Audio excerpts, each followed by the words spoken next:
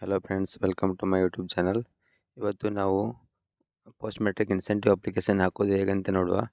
First Google open ಮಾಡಿ, Google ಅಥವಾ Chrome ಆಗ್ಬೋದು. ನೆಕ್ಸ್ಟ್ BCWD ಅಂತ ಸರ್ಚ್ ಮಾಡಿ. ನೆಕ್ಸ್ಟು ಫಸ್ಟ್ ಕಾಣ್ತಿರೋ ಒಂದು ಲಿಂಕನ್ನು ಕ್ಲಿಕ್ ಮಾಡಬೇಕು. ಆಮೇಲೆ ಈ ಥರ ಇಂಟರ್ಫೇಸ್ ಬರುತ್ತೆ. ಅಲ್ಲಿ ಕೆಳಗಡೆ ಒಂದು ಹಾಸ್ಟೆಲ್ ಬಯೋಮೆಟ್ರಿಕ್ ಪೋರ್ಟಲ್ ಅಂತ ಇರುತ್ತೆ, ಅಲ್ಲಿ ಕ್ಲಿಕ್ ಮಾಡಿ. ನೆಕ್ಸ್ಟು ಈ ಥರ ಇಂಟರ್ಫೇಸ್ ಓಪನ್ ಆಗುತ್ತೆ. ಆವಾಗ ನಿಮ್ಮ ID ಮತ್ತು ಪಾಸ್ವರ್ಡ್ ಹಾಕಬೇಕು. ಹಾಸ್ಟೆಲ್ ID ಮತ್ತು ಪಾಸ್ವರ್ಡ್ ಹಾಕಿದ ನಂತರ ವೆರಿಫೈ ಆ್ಯಂಡ್ ಪ್ರೊಸೀಡ್ ಅಂತ ಕೊಡಿ. ನೆಕ್ಸ್ಟು ಈ ಥರ ಒಂದು ಇಂಟರ್ಫೇಸ್ ಬರುತ್ತೆ. ಆಮೇಲೆ ಅಲ್ಲಿ ಇನ್ಸೆಂಟಿವ್ಸ್ ಅಂತ ಮೇಲೆ ಕ್ಲಿಕ್ ಮಾಡಿ. ಆವಾಗ ನಿಮ್ಮ ಹಾಸ್ಟೆಲಲ್ಲಿರೋರು ಎಲ್ಲರ ಹೆಸರು ಬರ್ತದೆ. ಆವಾಗ ಅಲ್ಲಿ ನಿಮ್ಮ ಹೆಸರು ಎಲ್ಲಿದೆ ಅಂತ ಸರ್ಚ್ ಮಾಡಿ, ಅದ್ರ ಮುಂದೆ ವ್ಯೂ ಅಂತ ಕೊಡಬೇಕು. ಆಮೇಲೆ ಈ ಥರ ಇಂಟರ್ಫೇಸ್ ಬರುತ್ತೆ.